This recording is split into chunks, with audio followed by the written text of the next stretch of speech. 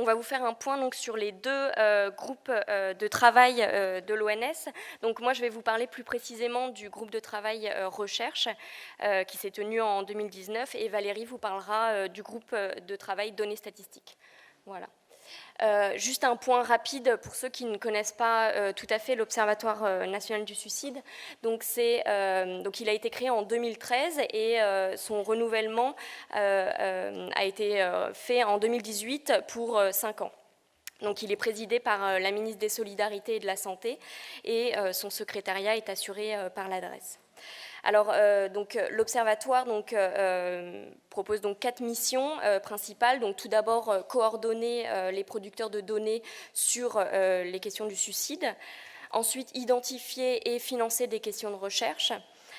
Ensuite, produire des recommandations visant à améliorer les systèmes d'information et les recherches et études possibles.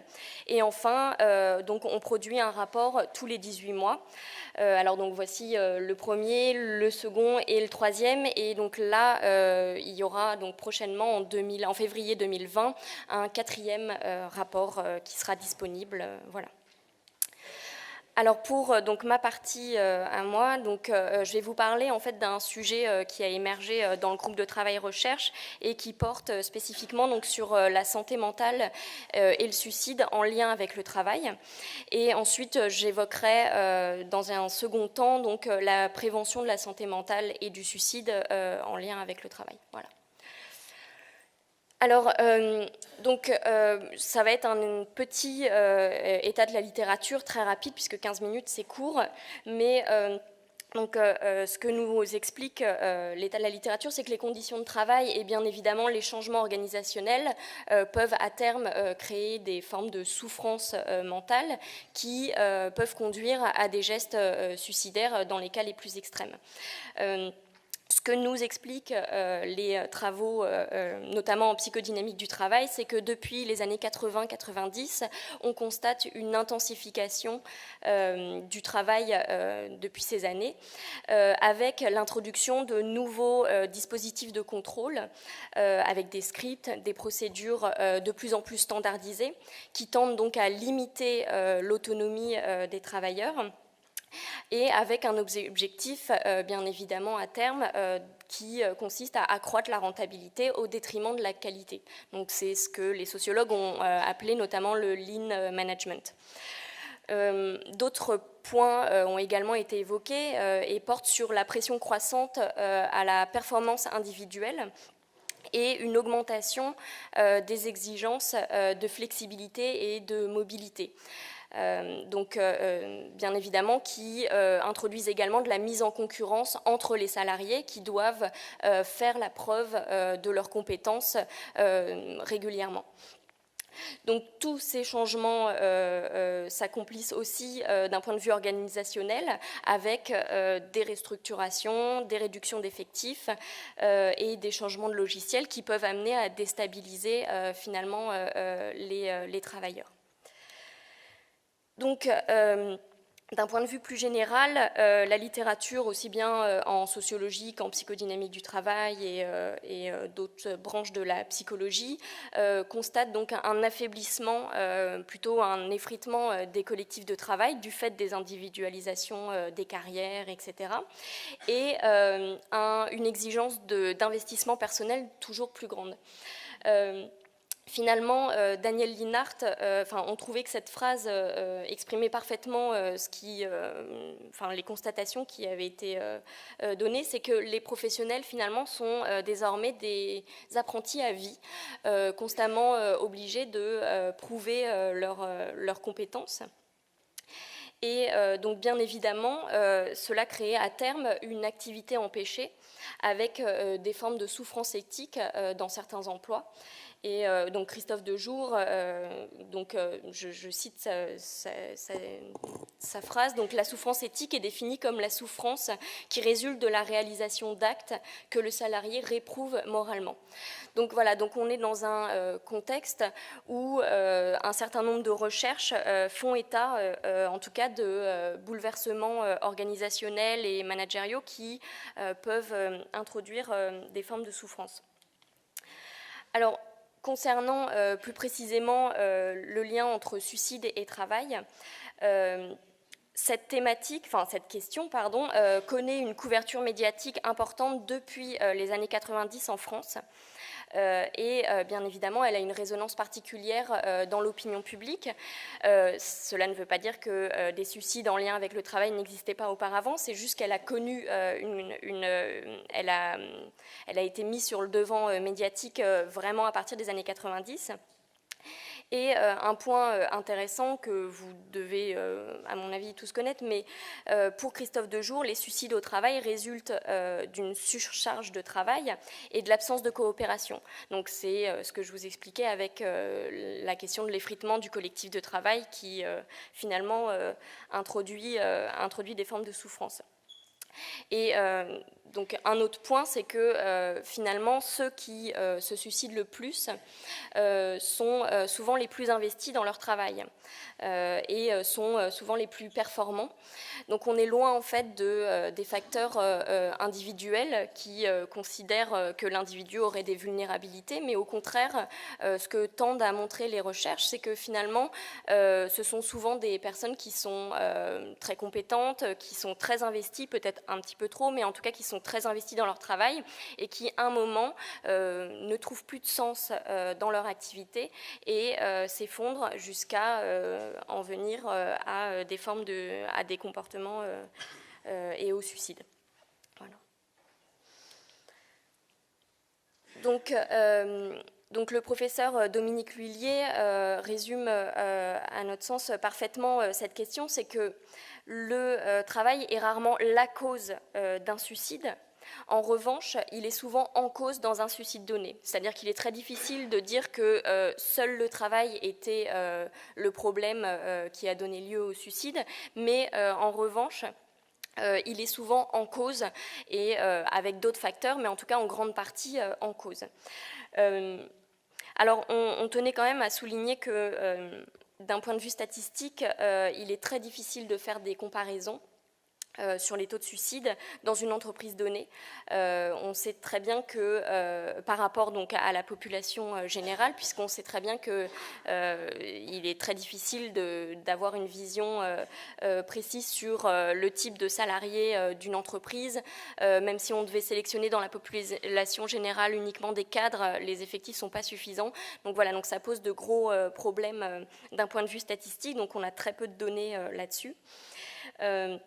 Mais en tout cas, l'argument de la fragilité individuelle, qui est souvent avancé, notamment dans les médias ou dans les procès, a été souvent critiqué par les chercheurs, que l'on pense à Christian Baudelot, Christophe Dejour ou encore Dominique Lhuillier. Voilà.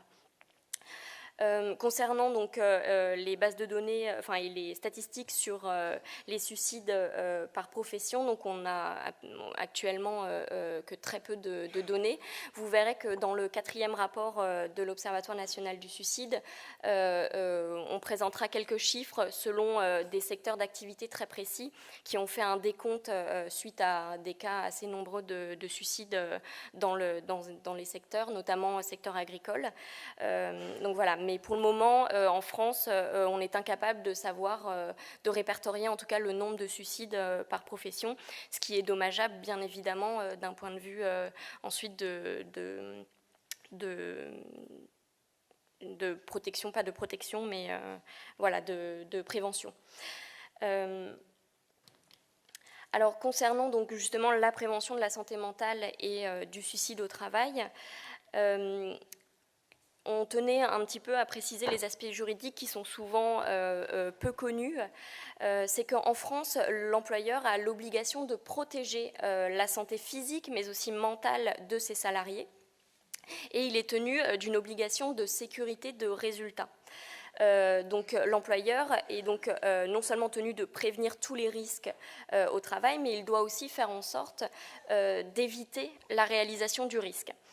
Alors on a eu un petit rétropédalage juridique sur les aspects juridiques, puisqu'en 2015, la Cour de cassation a décidé d'abaisser la portée de l'obligation de sécurité à une obligation de sécurité de moyens renforcés. Donc c'est-à-dire qu'en fait, l'entreprise doit faire la preuve qu'il a mis en place des formations ou des affiches dans les salles du personnel, mais l'obligation de sécurité de résultat, donc c'est la question du résultat, donc qu'est-ce qui a été, sur quoi ça a donné, là en revanche a été supprimée. Donc, une des questions, en tout cas, qui a également émergé dans le groupe de travail recherche, c'est quels sont les effets de la jurisprudence, encore balbutiante, concernant la prévention des risques sur la santé mentale et du suicide en lien avec le travail. Vous verrez que dans le 4e rapport, on aura une contribution de Loïc Lerouge qui nous parlera justement des évolutions de la jurisprudence. Alors, concernant la reconnaissance de la souffrance du suicide et plus généralement des maladies psychiques en accident du travail et en maladie professionnelle, on constate que 10 000 affections psychiques sont reconnues en accident du travail en 2016, c'est-à-dire seulement 1,6% des accidents du travail, donc c'est très peu. Malgré tout, depuis 2013, les reconnaissances tendent à s'améliorer, à être de plus en plus importantes sur la question des affections psychiques. Et seuls 10 à 30 suicides par an sont reconnus en accident du travail. Donc c'est encore très peu. Alors, pour préciser, donc, pour que ce soit reconnu en accident du travail un suicide, il faut que le suicide ait eu lieu sur le lieu de travail ou en dehors, mais au domicile ou pendant le temps de transport. Mais surtout, il faut qu'il ait eu lieu à la suite d'un événement à caractère violent, par exemple une dispute entre le chef et le salarié en question, etc. Donc c'est très restrictif pour obtenir la reconnaissance en accident du travail en cas de suicide. Voilà. D'où le fait qu'il y ait seulement 10 à 30 suicides par an. Voilà. Sinon, pour les maladies professionnelles, donc seulement à peu près 600 affections psychiques sont reconnues en 2016. Donc voilà, donc on reste encore sur des préoccupations qui sont difficilement reconnues par la sécurité et les assurances. Enfin, voilà. Donc, en 15 minutes, vous doutez bien que c'est très compliqué de parler d'un sujet aussi complexe, mais on vous invite fortement à lire le 4e rapport, donc, qui paraîtra en février 2020, sur cette thématique précisément, où il y a vraiment un état de la littérature avec des focales particulières sur la jurisprudence, sur une comparaison également avec l'Angleterre et d'autres points qui seront évoqués qui, à mon avis, pourront vous intéresser. Je vais maintenant donc laisser la parole à Valérie Carrasco qui va vous présenter donc le SNDS. Voilà. Merci. Oui,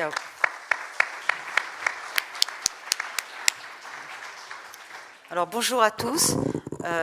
Donc je vais vous présenter surtout ce qui a fait l'objet de la première réunion de notre groupe de travail données statistiques à l'ONS et qui porte sur les données qui, dans le SNDS, le Système national des données de santé, renseignent sur le suicide et les tentatives de suicide. Alors je vais commencer, mais assez brièvement. Il ne m'obéit pas. Si. Assez brièvement par vous présenter le SNDS. Donc le SNDS, un système national des données de santé, est une base qui a fait un petit peu, qui a bousculé vraiment le système d'information en données médicales, à la fois par la richesse des informations qu'elle contient et par l'ouverture très large à un public d'utilisateurs variés de ces données et qui vont pouvoir être mises à disposition. Alors, elle est extrêmement riche parce qu'elle provient de l'appariement de 3 bases de données médico-administratives, la base des données de soins de ville de l'assurance maladie, le SNIRAM, la base des données hospitalières du PMSI et récemment la base des causes médicales de décès du CEPIDC. Ces données vont être complétées dans un avenir plus ou moins proche de données sur le handicap en provenance des MDPH qui vont remonter via la CNSA et puis des données sur un échantillon de complémentaires d'assurance maladie. Alors, le point fort de cette immense base de données extrêmement riche en elle-même est qu'elle peut s'apparier avec toute autre source de données moyennant les autorisations à obtenir, toute autre source de données qui comporte le NIR, le numéro d'identification des personnes, ou des variables qui permettraient de le reconstituer.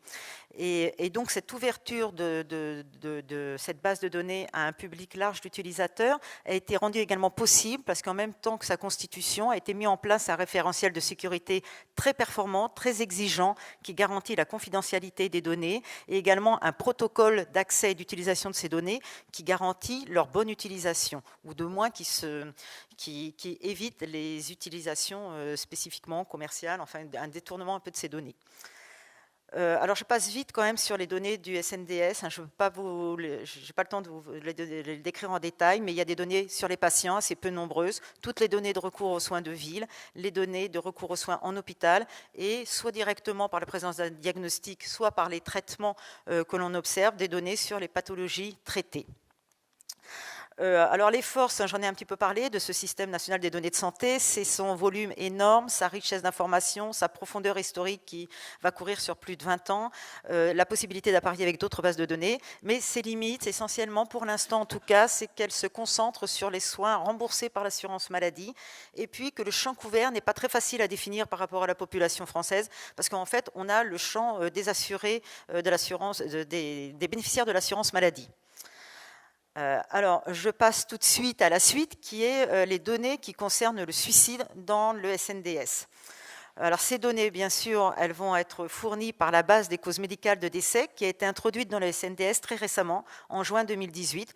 Le CPDC a commencé par introduire 3 années, 2013 à 2015.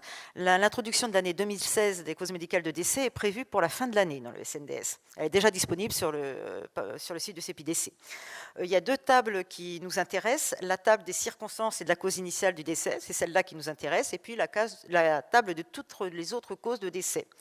Le champ couvert, c'est tous les certificats de décès, y compris les certificats néonatals. Et puis l'appariement avec le SNDS se fait de façon déterministe sur un ensemble de variables indirectement identifiantes qui figurent dans les 2 bases. Alors, rapidement, le contenu de la base des causes de décès, c'est simplement la remontée de tout ce qui est contenu dans les certificats de décès. Donc, on a des informations concernant la personne, des informations sociodémographiques, sexe, âge au décès, commune de décès, lieu du décès. Enfin, le lieu du décès, c'est le type de lieu, en fait, domicile, EHPAD, établissement hospitalier public, privé. Et puis la PCS. Concernant la cause de décès, on a le code SIM10 de la cause initiale du décès. On a également le lieu du décès, je l'ai dit tout à l'heure.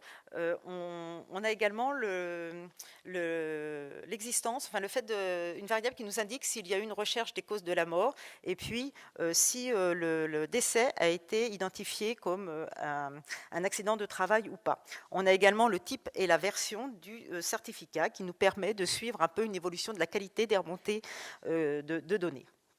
Alors, on a également une dernière variable qui nous indique si l'appariement avec le SNDS a été réussi pour la personne, c'est-à-dire si on a trouvé dans la base du SNDS un bénéficiaire de l'assurance maladie correspondant.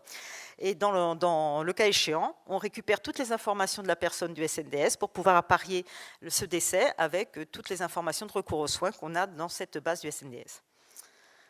Alors, que donne cet appariement ? Eh bien, il est quand même il est tout à fait satisfaisant. Si on part de la base du SNDS, en considérant tous les décès qui ont été remontés à l'assurance maladie sur les 3 années, donc 2013 à 2015, on retrouve 95% de ces personnes dans la base des causes de décès du CPDC. À l'inverse, si on part de la base des causes médicales de décès du CPDC et qu'on regarde si on retrouve un bénéficiaire dans la base du SNDS, on retrouve 90% des personnes. Alors, je vous ai mis en plus un petit diagramme en bas à gauche, les barres jaunes. Alors, les 2 premières barres, ça reprend ces 2 pourcentages d'appariement de la base des causes de décès, donc 90%, de la base globale du SNDS, 95%. Et puis, en assuré, je vous ai mis les variations, mais qui en fait, on s'était posé la question, mais en fait, elles sont minimes selon le régime d'assurance maladie du bénéficiaire. Donc, ça va de 92% pour le régime spécial des indépendants à 98% pour le régime agricole. Et puis à droite, c'est un gros camembert qui reprend tous les décès trouvés dans les deux bases, avec des parties assurées quand on a pu faire l'appariement, avec des petits points quand l'appariement a été cohérent au point de vue des années de décès dans les deux bases, et puis les secteurs uniformes, bleu marine ou vert clair uniforme, c'est les décès qui sont retrouvés dans une seule des deux bases. On n'a pas réussi à les apparier, sans savoir si dans la réalité ça se recouvre ou pas. Concernant plus spécifiquement le suicide, l'appariement est de la même qualité. On retrouve à peu près, on retrouve 87% des suicides de la base des causes médicales de décès dans la base des bénéficiaires de l'assurance maladie du SNDS. Je vous ai mis à droite le diagramme avec les deux courbes. C'est le taux d'appariement qui est par tranche d'âge, en rouge pour les décès et en vert pour les autres causes, en rouge pour les décès, en rouge pour les suicides et en vert pour les autres causes de décès. Donc on voit que pour l'ensemble des causes des décès hors suicide, l'appariement n'est pas bon pour les jeunes. Les jeunes sont moins bien identifiés dans le SNDS. Ça tend à s'améliorer nettement ces dernières années. Là, c'est encore les années 2013 à 2015. Il y a un problème d'appariement sur les plus jeunes. Pour le suicide, là où ça décroche un peu au point de vue appariement, c'est pour les plus de 40 ans, où là on retrouve moins bien les gens dans les bénéficiaires de l'assurance maladie dans le SNDS. Bon, à voir comment ça évolue avec les années. Alors, concernant le repérage des tentatives de suicide dans le SNDS, il se fonde sur la présence d'un code diagnostique, ce qui va nous obliger à utiliser donc, les bases d'hospitalisation du PMSI et donc de nous concentrer uniquement sur les tentatives de suicide qui ont donné lieu à une hospitalisation. Alors, on a trois bases à notre disposition. On a le PMSI MCO, on a le PMSI qui est mis en place en psychiatrie, donc le RIMP, et puis on a les remontées de passage aux urgences, les résumés de passage aux urgences. Et là, j'ai triché un peu parce qu'en fait, ils sont sur le site de l'ATIH, mais pas encore sous cette forme dans le SNDS. Donc, à chaque fois, pour ces différentes bases, on a des informations sur le séjour et puis une table qui donne tous les diagnostics qui ont été codés pour ces séjours. Alors, ce que ça donne, avant de vous donner les résultats, je précise les consignes données par l'ATIH pour coder des tentatives de suicide dans le PMSI. C'est des consignes très contraignantes. En principe, il y a 3 critères pour coder ces tentatives de suicide. Il faut un diagnostic associé donc, de code de tentative de suicide de lésions auto-infligées, les codes X60 à X84 de la CIM-10, en diagnostic associé. Ça doit être accompagné d'un diagnostic principal qui précise la lésion traumatique ou l'intoxication qu'a subi la personne, donc des codes S en T comme diagnostic principal. Et puis, il faut trouver en principe un autre code associé qui indique l'intentionnalité suicidaire de la personne dans des codes R ou S. Alors en pratique, ces consignes extrêmement contraignantes ne sont jamais appliquées. Donc ce qu'on fait quand on... Enfin jamais, je ne sais pas jamais, mais rarement appliquées. Donc ce qu'on fait quand on cherche les tentatives de suicide dans le SNDS, c'est qu'en fait on se contente de regarder la présence des codes de TS X60 à X84. Alors, avec ce critère-là, voilà les résultats qu'on trouve. Donc, dans le PMSI MCO, on retrouve en 2018 90 000 séjours avec un code de tentative de suicide, dont 80 000 proviennent des urgences. Si on regarde les résumés de passage aux urgences, c'est beaucoup moins bon. On n'en retrouve que 25 000 pour l'année 2018, sachant qu'une étude faite par Santé publique France à partir du dispositif de surveillance des urgences au secours, et de même que l'examen de ces 25 000 passages aux urgences qu'on a retrouvés en 2018 permettent d'estimer à 50% la part des passages aux urgences pour tentative de suicide qui donne lieu à une hospitalisation à MCO. On déduit donc des données précédentes, juste au-dessus, sur les hospitalisations à MCO, qu'on devrait retrouver au moins 160 000 passages aux urgences avec un code de tentative de suicide. Donc on en est assez loin. Pour la psychiatrie, c'est pas mieux.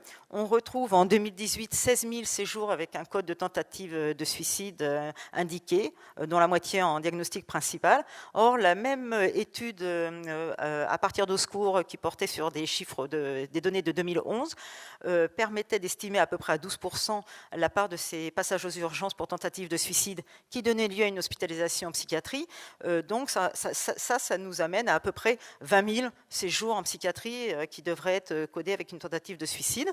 De même, les données d'hospitalisation à MCO montrent qu'en 2018, il y a eu 23 000 hospitalisations pour tentative de suicide qui ont donné lieu ensuite à un transfert en psychiatrie. Donc si on raboute tous ces morceaux, on devrait plutôt être autour de 50 000 séjours en psychiatrie avec un code de tentative de suicide. Alors, ça, c'est un petit bilan donc, du repérage des suicides et tentatives de suicide dans le SNDS. Pour les suicides, c'est pas mal.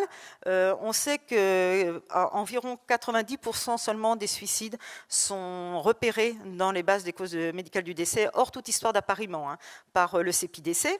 On en récupère 90% de la SNDS, donc grosso modo, on devrait avoir 80% des suicides dans le SNDS.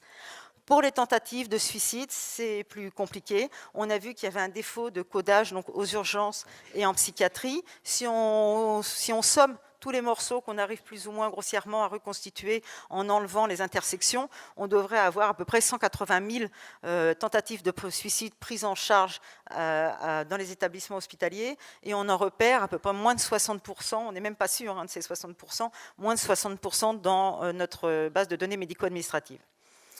Alors, en conclusion, je vous donne quand même les pistes d'amélioration qui ont été évoquées justement dans cette séance de l'Observatoire du suicide. Déjà, concernant le codage des suicides, là, en dehors aussi du problème de l'appariement avec le SNDS, il y a vraiment des espoirs avec l'introduction du nouveau certificat de décès qui permet de coder la circonstance apparente du suicide avec du décès avec une modalité suicide, avec également la certification électronique qui peine à monter en charge, mais quand ça va démarrer, ça devrait améliorer vraiment les remontées, et puis avec le volet médical complémentaire en cas de mort violente. Il y a également une source d'espoir avec un dispositif expérimenté par Santé publique France de surveillance des suicides à partir des données des instituts médico-légaux. Ça a été expérimenté. Si ça donne satisfaction et si c'est étendu de façon générale, ça pourra améliorer également la connaissance des suicides. Enfin, concernant l'appariement avec le SNDS, là aussi on peut encore améliorer les choses puisque le CEPIDC a pour objectif de faire cet appariement directement à partir du NIR. Alors, concernant les tentatives de suicide, prise en charge à l'hôpital, là c'est plus difficile. Il faut d'abord améliorer le codage des tentatives de suicide prises en charge en psychiatrie, et ça passe par des actions de sensibilisation et de formation des acteurs concernés. Alors, certains membres de l'ONS, dont Fabrice Joland, ils nous a expliqué qu'ils avaient réussi dans leur service à faire bouger les choses, à changer les choses. Il faut que ça soit effectivement plus généralisé pour que ces bases soient utilisables de ce point de vue-là, au point de vue national. Concernant les urgences, il faut vraiment passer par une amélioration du système d'information sur les passages des urgences de façon plus large.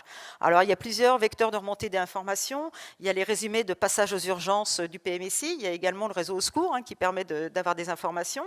Et puis, il faut vraiment se pencher sur la question du codage spécifique des tentatives de suicide aux urgences et qu'il soit en cohérence avec les référentiels de la SFMU, parce qu'actuellement, effectivement, le ATIH préconise d'utiliser les codes SIM10 qui ne sont vraiment pas utilisés pour les urgences, qui ne conviennent pas. Donc voilà, il faut trouver un moyen qui soit opérationnel dans ces services. Voilà, je vous remercie de votre attention et je suis désolée pour avoir un peu été trop vite.